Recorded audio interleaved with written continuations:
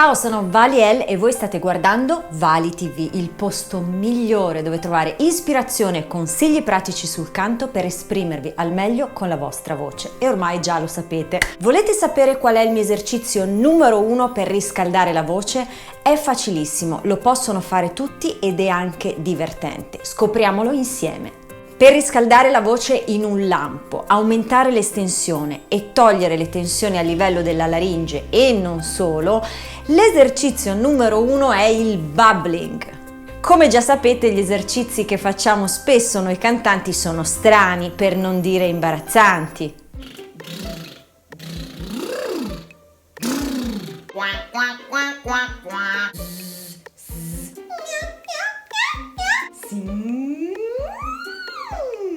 E io vi ho già avvertiti. Cosa ci serve?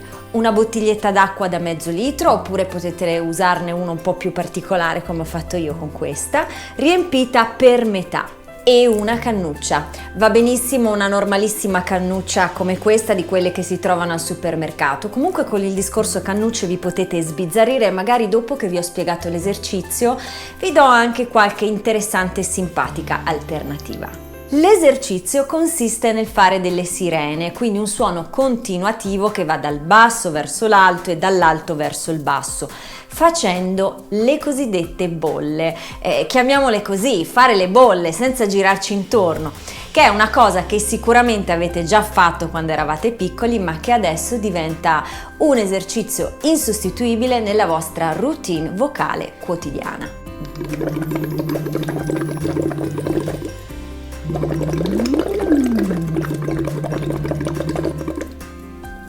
Naturalmente, questa mi è rimasta in mano da prima. Naturalmente facendo attenzione ad alcune cose. Innanzitutto bisogna utilizzare la respirazione diaframmatica, cioè la respirazione che si utilizza già per cantare. Se volete saperne di più sulla respirazione diaframmatica vi lascio il link a un altro dei miei video che parla proprio di questo qui. E la seconda cosa a cui dovete fare attenzione è il tipo di suono, quindi che tipo di vocale usate durante l'esercizio. Il mio consiglio è quello di pensare sempre idealmente di cantare una U in questo modo. E infine, ma molto importante, cercate di mantenere una quantità costante di bolle durante l'esercizio. Questo indicherà che state utilizzando l'aria in modo costante e senza forzature o cambiamenti improvvisi. Potete partire da una nota bassa e comoda tenendola fissa per un po' e poi iniziare a salire di poco con una prima sirena, poi salire ancora un po' con una seconda sirena e poi salire verso le note più alte con l'ultima sirena e ripetere l'esercizio quante volte volete in base a quelle che sono le esigenze finché non sentite la voce più calda. Ecco l'esempio.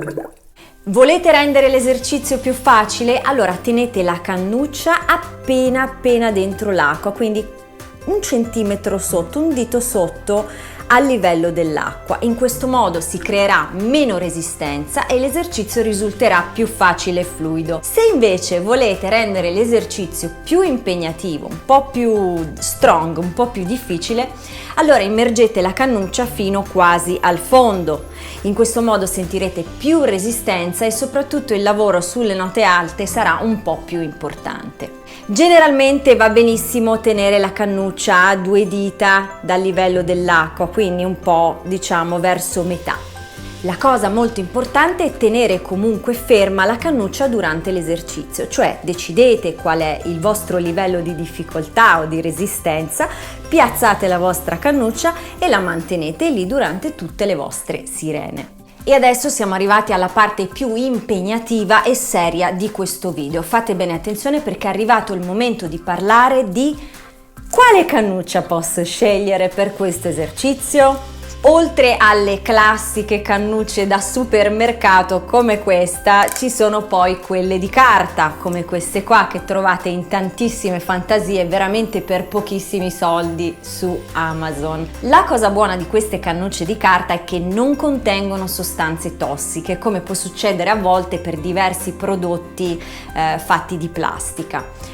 Poi diciamo che ce ne sono veramente di tutti i tipi, anche di dimensioni diverse, di lunghezze diverse, con diametri diversi. Poi, volendo andare sul professionale, le migliori che vi posso consigliare sono quelle nate apposta per questo tipo di scopo, quindi per questo tipo di esercizio a scopo di terapia vocale, quindi utilizzata da logopedisti e da foniatri. In particolare la mia si chiama Luxvox, come potete vedere ha un diametro molto maggiore rispetto alle normali cannucce e aiuta veramente tantissimo a percepire meglio questo esercizio.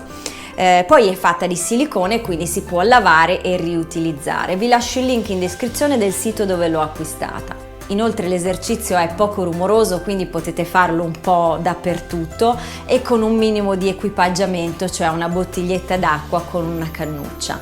Come ho detto, questo esercizio può essere fatto veramente ovunque, ma il mio consiglio è di farlo dove non vi vedono. 3 minuti è il tempo ideale per riscaldare la voce ed eseguire questo esercizio. E se volete fare un po' di allenamento su una base musicale facendo questo esercizio, anche divertendovi, ho creato un arpeggio che penso proprio che vi piacerà. Vi lascio il link in descrizione e anche qui per poterlo scaricare ed esercitarvi tutti i giorni. Spero che questo video vi sia stato utile e vi sia piaciuto e che vi alleniate divertendovi tutti i giorni con grandissimi risultati. Se vi è piaciuto il video iscrivetevi al canale e condividete. Per altri consigli sul mondo del canto venite su www.valiel.com e iscrivetevi alla newsletter per contenuti esclusivi e aggiornamenti personali da me che condivido solo via mail. Dai voce ai tuoi sogni, perché i tuoi sogni e la tua voce sono unici come te. Grazie mille per avermi seguito, un bacio a tutti e buone bolle!